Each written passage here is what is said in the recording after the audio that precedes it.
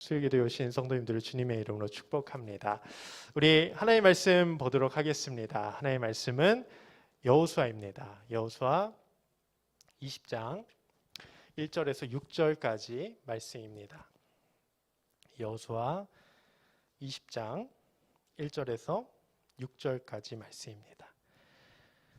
저와 여러분들이 한 절씩 교독하도록 하겠습니다. 제가 먼저 읽도록 하겠습니다.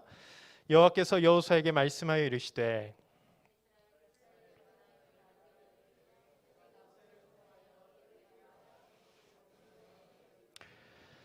부지 중에 실수로 사람을 죽인 자를 그리로 도망가게 하라. 이는 너희를 위하여 피의 보복자를 피할 곳이니라.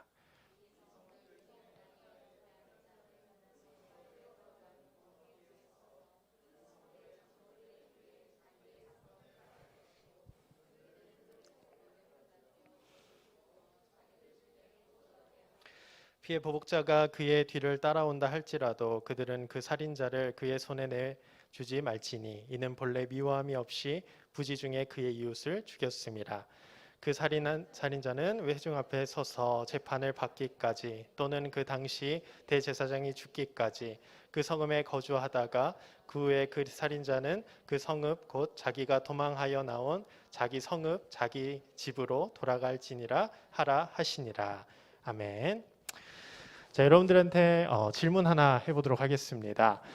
이 세상에서 가장 높은 산은 어떤 산인가요? 바로 나오시네요. 맞습니다. 에베레스트 산이죠. 그렇다면 이 산을 처음으로 등정한 사람은 누군지 아시나요? 네, 저도 이 사람 이름을 읽어야 됩니다.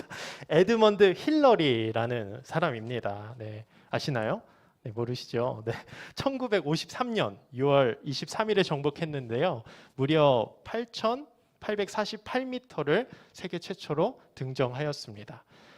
한라산이 몇 미터인지 혹시 아시나요? 오, 검색하셨죠, 지금? 아니까요. 네, 좀 너무 정확하게 맞추셔가지고, 네, 맞습니다. 약 한라산의 4배가 넘는 정말 높은 산을 이 1953년에 이 힐러리라는 사람이 등정을 했는데요. 등정한 후에 이분이 한 말이 정말 유명합니다. 내가 정복한 것은 산이 아니라 내 자신이다. 약간 오글거리지만 굉장히 멋진 말인 것 같습니다. 이분 이후에 많은 사람들이 에베레스트 산을 도전했습니다. 그리고 1977년까지 무려 58명이나 등정에 성공을 했죠. 그리고 1992년에는 뉴질랜드인인 로폴이 산업 등반 가이드 시대를 열면서 2003년까지 50년간 연간 평균 40명이 에베레스트 산 등정에 성공을 했습니다. 그리고 2004년 한 해만 약 330여 명이, 그리고 2014년까지 약 3,000명이 에베레스트 산 등정을 성공을 했습니다. 어떻게 이렇게 많은 사람들이 이 높은 산을 등정할 수 있었을까요? 어떻게 그렇게 높은 산을 등정할 수 있었을까요? 등반 기술이 좋아져서일까요? 아니면 체력이 그동안 갑자기 좋아져서일까? 어떻게 그런 높은 산을 쉽게 등정할 수 있었을까요? 2가지 이유가 있다고 합니다. 첫 번째는 가이드가 있기 때문에, 가이드가 길을 알려주어서 등정에 쉽게 성공할 수 있었고, 가장 중요한 것은 베이스 캠프가 있기 때문입니다. 여러분, 베이스 캠프가 뭐죠? 산 중간중간에 캠프를 세워서 날씨를 살펴보면서 등정을 하는 거죠. 그러다 보니까 날씨에 따라서 좀 날씨가 좋지 않으면 캠프에서 쉬다가 또 날씨가 좋을 때 등정을 하니까 그 등정 성공 확률이 굉장히 높아졌다는 겁니다. 저도 한번 죽기 전에 이 산을 한번 등정해 보고 싶다는 생각이 듭니다. 혹시 여기서 한라산 먼저 등정해 보신 분 계신가요? 와, 권사님, 간사님, 와, 되게 네, 존경합니다. 저도 한라산부터 등정해 보고 그 다음에 에베레스트 산에 한번 도전을 해보고 싶은데요. 저는 이 베이스 캠프를 보면서 우리 삶 속에도 이 베이스 캠프가 존재한다는 사실을 저는 믿음으로 확신합니다. 그게 바로 누군가요? 예수 그리스도입니다. 예수 그리스도께서 우리의 베이스 캠프가 되어 주실 줄 믿습니다. 그 주님만이요 우리의 피난처가 되어주시고 우리의 삶의 방패가 되어주실 줄 믿습니다. 오늘은 여호수아 말씀인데요, 도피성에 관한 말씀입니다. 하나님은 모세를 불러서요 자신의 백성들을 출애굽시키셨습니다. 그리고 여러 세월 동안, 오랜 세월 동안 그들을 훈련시키시고 이제 모세의 후계자인 여호수아를 세우시고 그를 통해 약속의 땅 가나안 땅으로 이스라엘 백성들을 인도해 가십니다. 하나님이 약속하신 땅이죠. 그리고 후에 어떻게 합니까? 이스라엘의 12지파를 부르시고 그 땅을 분배합니다. 그래서 오늘 말씀에서 그 땅을 분배할 때 약간의 특별한 그런 법을 제정을 하는데 바로 도피성 제도입니다. 이 도피성은요 여호수아가 받은 그런 제도가 아닙니다. 여호수아가 받은 말씀이 아닌 거죠. 자신이 창안한 그런 방법도 아닙니다. 모세로부터 이미 계획되어 있었던 그런 도피성 제도였습니다. 이미 민수기 35장에서 먼저 모세에게 말씀하셨고 오늘 말씀 2절에서 다시 한번 말씀하시는데 오늘 2절 말씀 한번 다시 한번 읽어보도록 하겠습니다. 시작. 이스라엘 자손에게 말하여 이르기를 내가 모세를 통하여 너희에게 말한 도피성들을 너희를 위해 정하여. 아멘. 여기서 정하여라는 말이 나오는데 이 정하여는요 법률적으로 위임하여 보호하도록 맡기는 자라는 뜻입니다.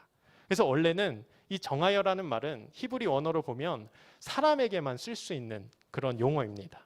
그런데 여기서 도피성은 사물이죠. 근데 이 사물한테 이 용어를 썼다는 것은 이 도피성이 훗날 누구를 상징하는 겁니까? 예수 그리스도를 상징한다고 볼 수 있는 겁니다. 그렇다면 왜 하나님은 이 도피성 제도를 말씀하고 계실까요? 먼저 이스라엘 백성들에게 땅을 분배할 때 어떻게 분배하셨는지 아시나요? 제비를 뽑아서 분배를 했습니다. 그런데 한 지파만 땅을 유업으로 받지 못합니다. 그 지파가 어떤 지파죠? 레위 지파입니다. 그래서 그 형제들이 각자의 성을 레위에게 허락해 주는 거죠. 그래서 레위 지파는 그렇게 받은 성이 48개가 됩니다. 그리고 오늘 도피성은 그 중에서 6개를 빼내어서 도피성으로 제정을 하신 거죠. 그러므로 이 도피성의 주인은 실질적으로 레위 지파가 되는 것입니다. 근데 재밌는 것은 이 도피성의 위치입니다.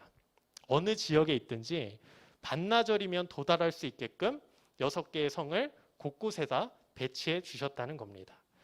민수기 35장 14절에 보면 새 성읍은 요단 이쪽에 두고 새 성읍은 가나안 땅에 두어 도피성이 되게 하겠다 말씀하셨습니다.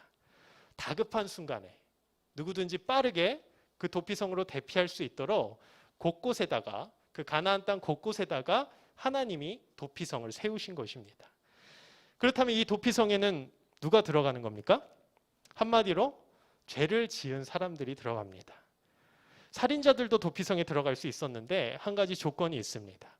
부지 중에 나도 모르게 실수로 인하여 살인을 저지른 사람, 요즘 말로 하면 과실치사라고 하죠. 이런 자들만 도피성에 들어갈 수 있었다는 거예요. 다시 돌아가서 왜 하나님이 이 도피성을 만들었습니까?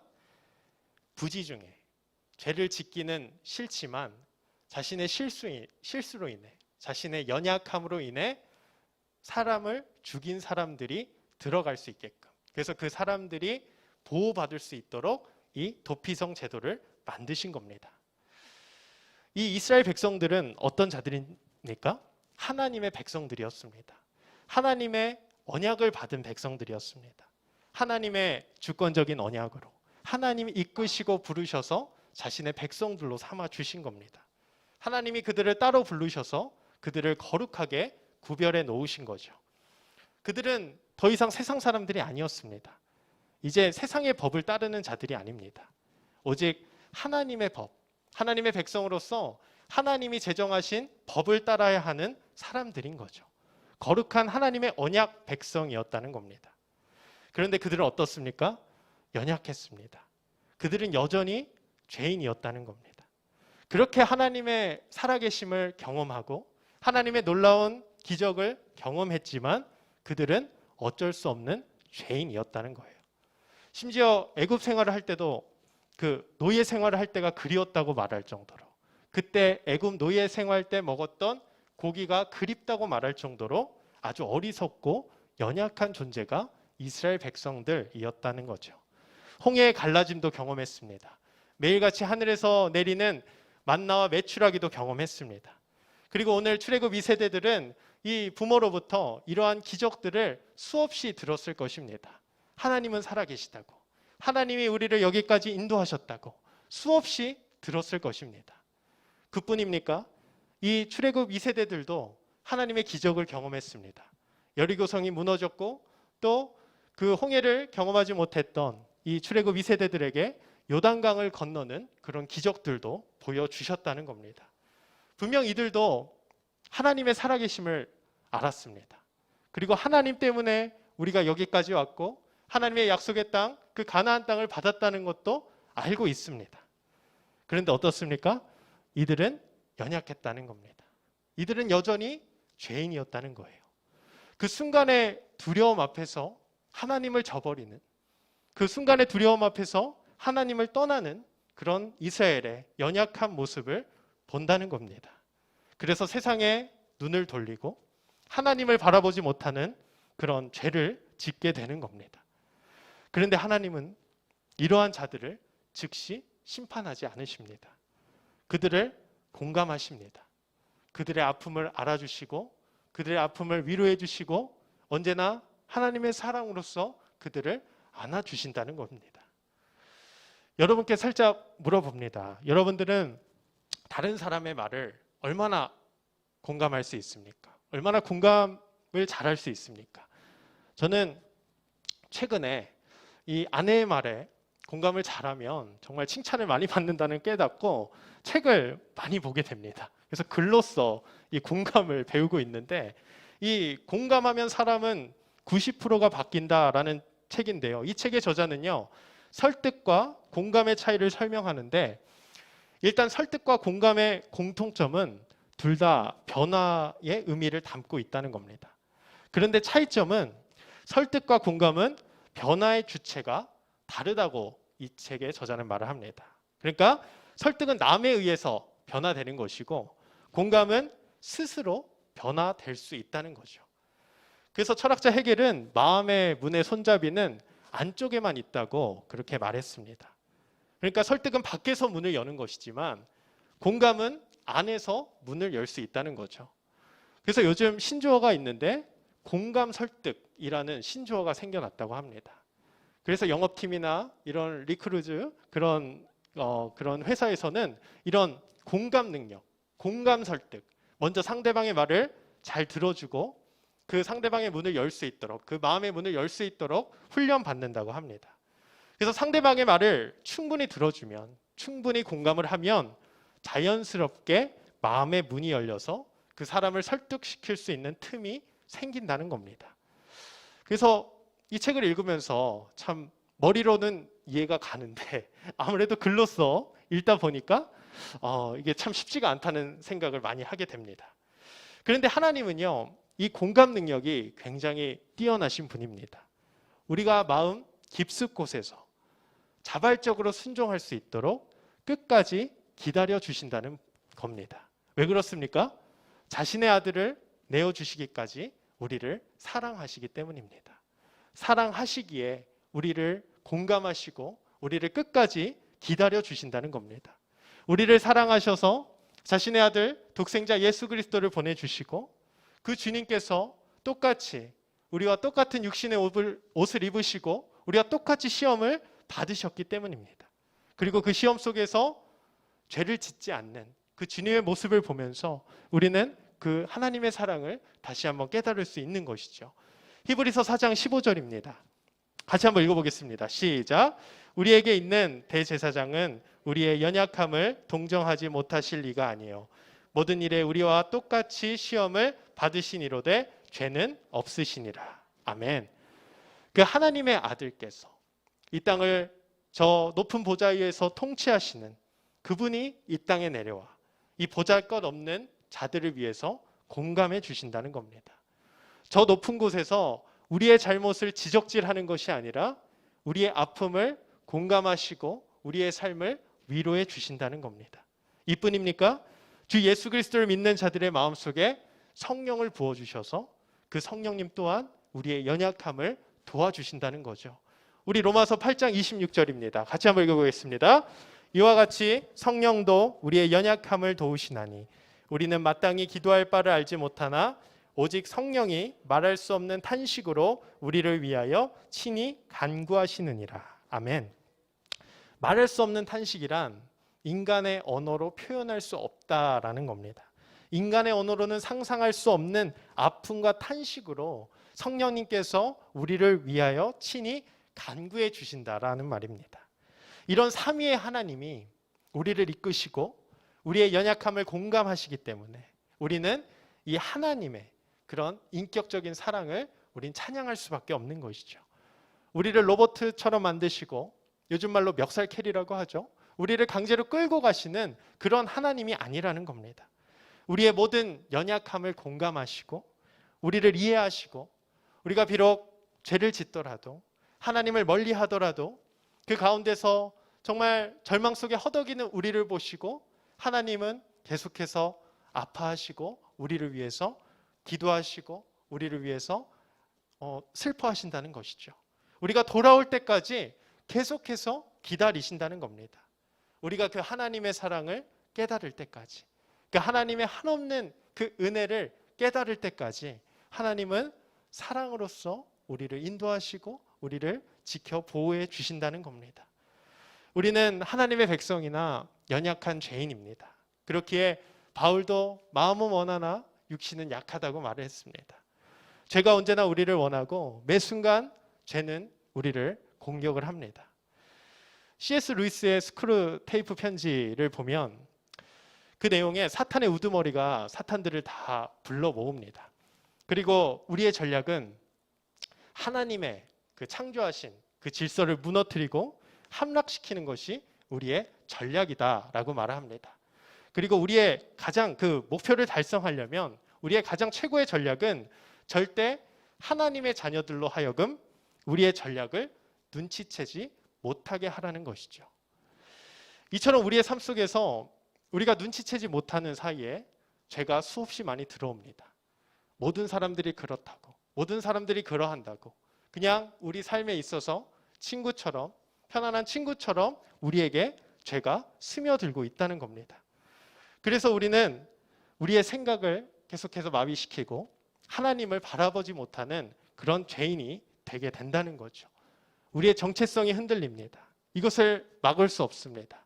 이것이 나도 모르는 사이에 이 죄가 흡수되어서 괴물로 변한 내 모습을 발견하게 된다는 거죠. 그럼에도 우리가 좌절하지 않을 수 있는 이유는 뭡니까?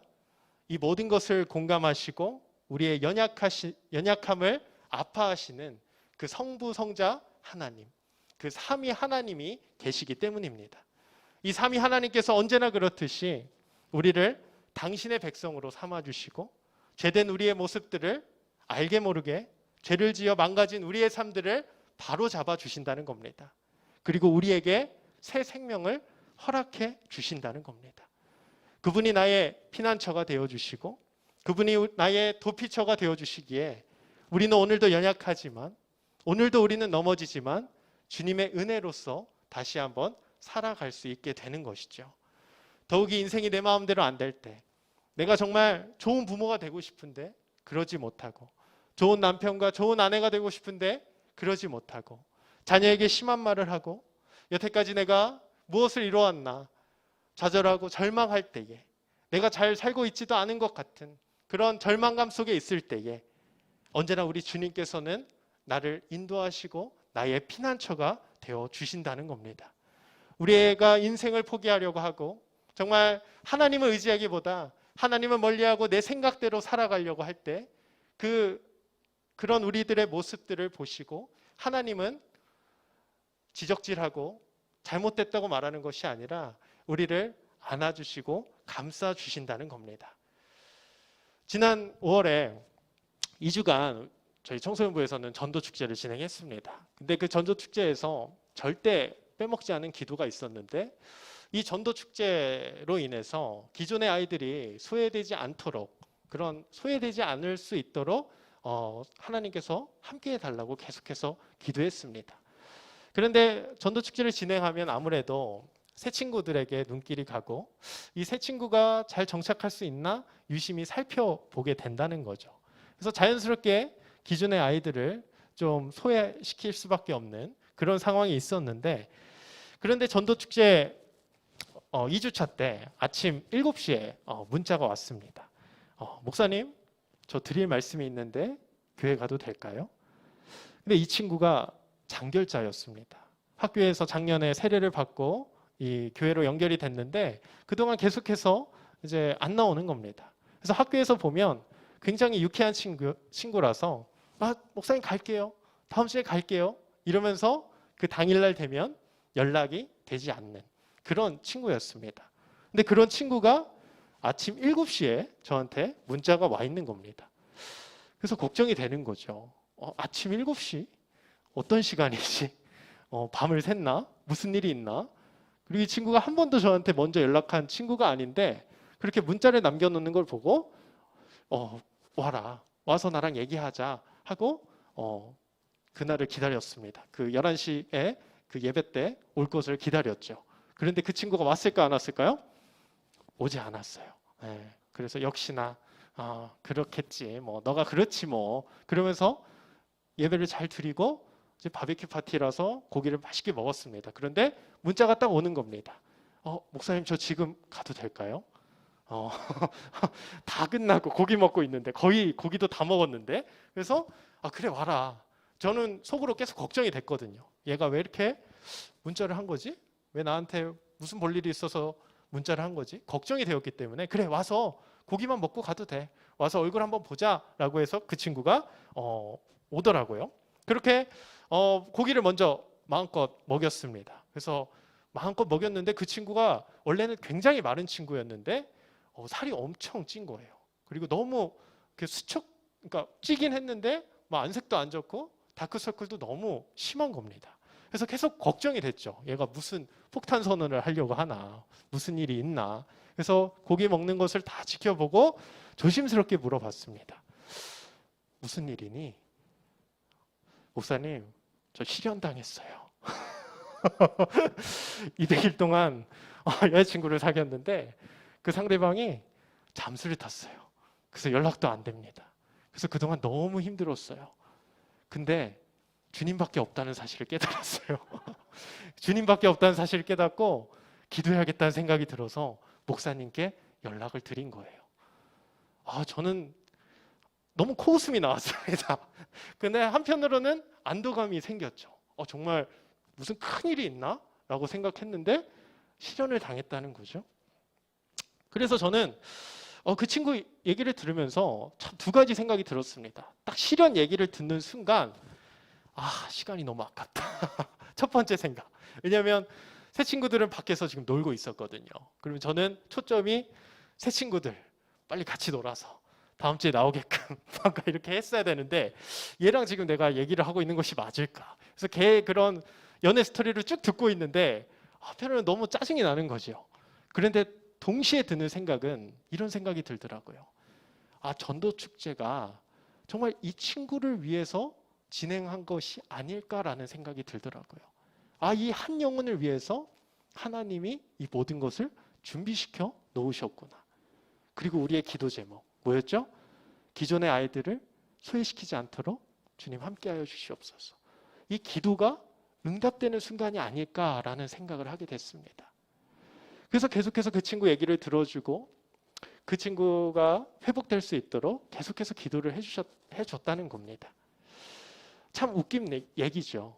실연당해서 주님밖에 없다고 그렇게 찾아오는 친구. 그런데 정말 그 친구 얘기를 들으면서 정말 놀라운 사실이 있었습니다. 이 친구가 정말 힘들 때 생각난 것이 목사님 전에 자신의 할머니의 기도였다는 겁니다. 할머니가 목사님인데 그렇게 자신을 위해서 기도했다는 거예요. 또 자신이 장손이라 할머니가 나를 너무나도 사랑하시는데 할머니가 항상 하시는 말씀. 너 주님밖에 없다. 너 주님이 너의 피난처가 되어주신다. 어려울 때 힘들 때 주님이 널 도와주실 거다. 이 말 한마디가 그 친구를 교회에 오게 만들었다는 겁니다. 그래서 그때 하나님께 매달려야겠다고 결단하고 저에게 연락이 온 것이죠. 실현당했다고 주님밖에 없다는 그 친구, 참 귀엽기도 하고요, 유치하기도 하고요, 참 어이없기도 합니다. 한심해 보이기도 합니다. 그런데 우리도 이러한 모습처럼 이러한 한심한 모습을 보이고 있진 않나요? 그동안 하나님을 멀리하다가 그냥 내 뜻대로 살다가 너무 힘들어서 하나님께 찾아오는 그런 우리들의 모습이 있지 않나요? 하나님께 헌신하겠다고 우리가 열심히 하다가 내 뜻대로 안 된다고, 하나님이 날 도와주시지 않는다고, 하나님이 내 기도 응답 안 해주신다고 하나님을 멀리 떠난 그런 우리들의 모습이 아닐까요? 누가 시킨 것도 아닌데 내가 좋아서 죄를 지었는데 그 죄로 인해서 고통스러워서 하나님께 우리의 죄를 용서해 달라고 울부짖는 이 모습이 과연 그 친구의 모습일까요? 우리들의 모습이라는 것이죠. 이런 모습들을 보면서 하나님은 어떠한 표정을 지으실까요? 한심하다고, 너는 나한테로 오지 말라고 이러실까요? 오늘 여호수아의 도피성을 다시 한번 생각하길 소망합니다. 이 여호수아의 도피성이 우리의 삶 가운데 동일하게 임하게 될 줄로 믿습니다.